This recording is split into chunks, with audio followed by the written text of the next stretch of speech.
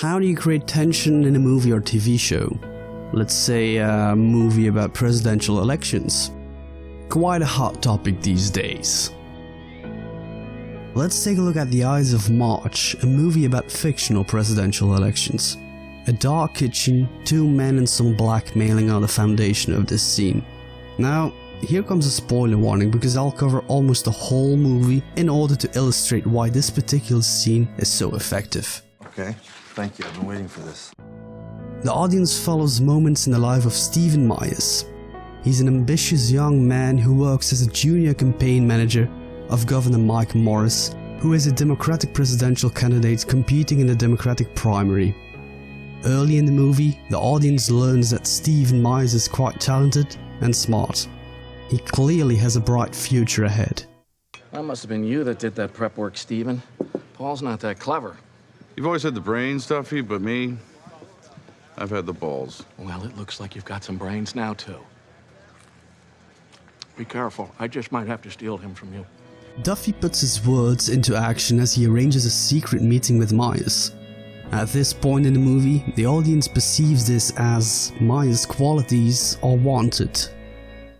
Yeah, you got something the other guys don't have. Oh, yeah? Yeah, what is it exactly? Charm is not the right word. It is the right word. No, it's more than that. After some flirting with an intern, Stephen also begins some sort of sexual relationship with her, showing us that his attraction works both on an intellectual and romantic level. But how exactly does all of this have anything to do with creating tension? Well, let's listen to a Hitchcock quote. The essential fact is, to get real suspense, you must let the audience have information. Information. We know that Myers had a meeting with Duffy and has had sex with Molly. Two things that are not allowed and ought to be kept hidden from both Governor Mike Morris and Paul Zara, the senior campaign manager and Myers' boss. This creates that little bit of suspense that the movie needs. When these two things would leak, it would be over for Myers. I just want to be clear. I don't want there to be any confusion. I'm not going to tell anybody about last night. That'd be great if we kept it between us. You know how people are. Yeah. Really wouldn't look good if you screwed an intern. This is on the up and up. Steve, just give me 5 minutes. I can't be talking to you. I hear you. But if you get 5 minutes, I'm going to be at the Head First Sports Bar for the next couple of hours. I can't, Tom. Let's go back to the Stephen-Molly relationship, as Stephen learns that Molly is pregnant by the governor, which would cause a giant scandal. He helps her with money so that she can get an abortion, but warns her not to tell anybody. Immediately afterwards, Stephen discovers that a journalist gets hold of some information on the meeting between Duffy and him. Later it's revealed that Paul, the senior campaign manager, has leaked the info with the approval of Mike Morris because it would be easier to force Stephen to resign from the campaign. The argument? Stephen was disloyal. There's only one thing I value in this world, Stephen, and that's loyalty. And without it, you are nothing. And you have no one. That's why I'm letting you go. Not because you're not good enough, not because I don't like you, but I value trust over skill. Myers, as angry as he is, offers his services to Duffy. And this scene is quite important because a lot of this will come back in the scene I'm trying to get at. Look at Stephen and look at Duffy. In the shot, Stephen is on the left while Duffy is on the right. When Duffy does not embrace Stephen, he says that he has something big on Morris. And this is how Duffy reacts. Something big. Something that'll put Morris down. What is it? Give me the job. No, that's not going to happen.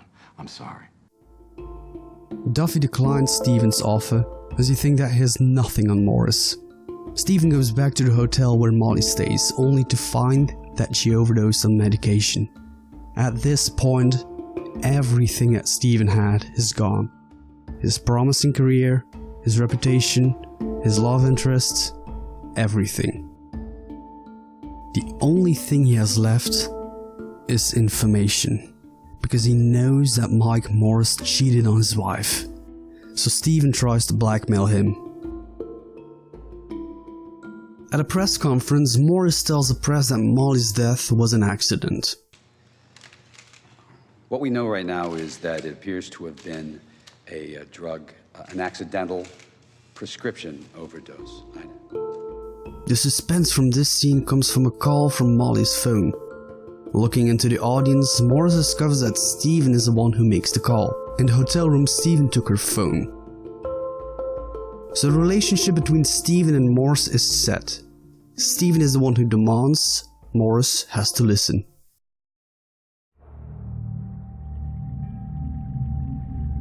And this is where the kitchen scene comes into place. At first, Morris sounds threatening. We don't get to see him clearly as he's hidden behind the furniture. Soon, Steven takes over. How about I do the talking and you do the listening?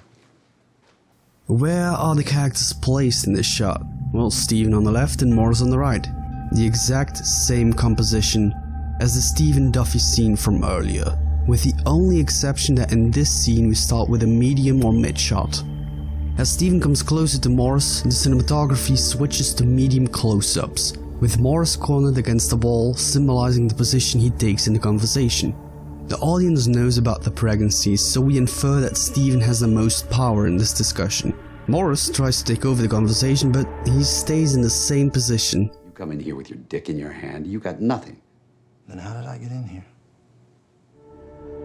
Little room behind him, still cornered by Steven. As Morris tries to end the conversation, Steven says the following. She left a note.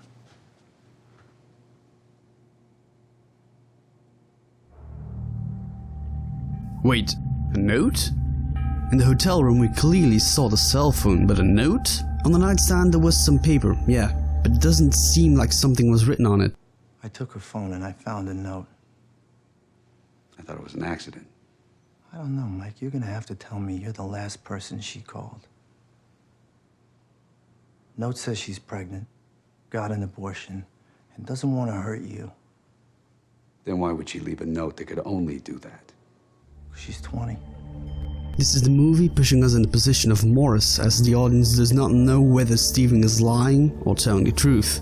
And this is where the suspense kicks in, with the conversation becoming more and more hostile. Because if there is an oath, if Molly's death was suicide, and with the pregnancy that means that the campaign would be over for Morris. With a close-up, we are almost at the skin of both Morris and Steven. In the Duffy-Steven scene, we saw a similar thing.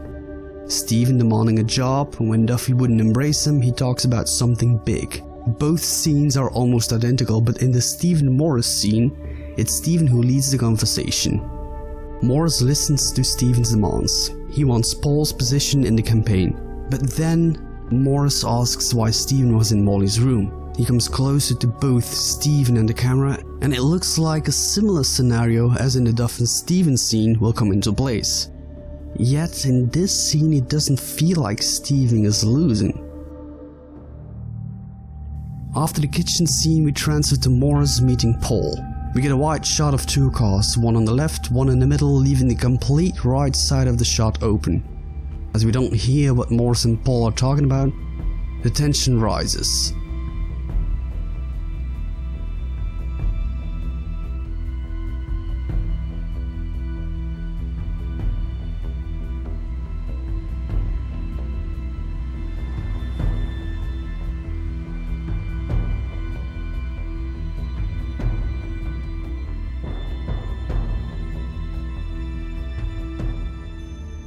Paul gets out of the car, the two cars leave, and Paul is the only one who stays in the complete right side of the shot that was previously completely open.